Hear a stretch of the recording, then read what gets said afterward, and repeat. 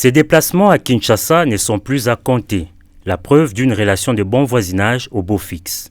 Ce dimanche matin, le président de la République du Burundi, Evariste Ndayishimiye, est arrivé à Kinshasa pour une visite de travail.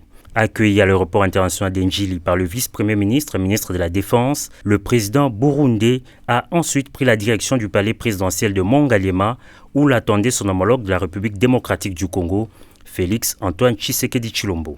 Accolade, chaude poignée de main, les deux chefs d'État se sont retirés pour une rencontre en tête-à-tête de plusieurs heures. Ces voyages du président de la République du Burundi et président en exercice du mécanisme régional de suivi de l'accord pour la paix, la sécurité et la coopération pour la RDC et la région s'inscrit dans le cadre de consultations avec son homologue Félix Tshisekedi en prélude au 12e sommet du mécanisme régional de suivi de l'accord prévu ce 28 mai 2025 à Kampala en République d'Ouganda, sommet durant lequel Evariste Ndayishimiye passera le règne de la présidence du dit mécanisme, indique un communiqué de la présidence du Burundi. 12 ans après sa mise en place, le mécanisme national de suivi de l'accord cadre a fait l'objet d'une évaluation par les deux chefs d'État avant une autre évaluation collective des chefs d'État au sommet de Kampala. Signé en 2013, cet accord visait à promouvoir la paix, la sécurité et la coopération en RDC et dans la région des Grands Lacs en mettant l'accent sur la résolution des conflits armés et la protection des droits humains. Au sortir de cette entrevue, aucune déclaration officielle n'a été faite.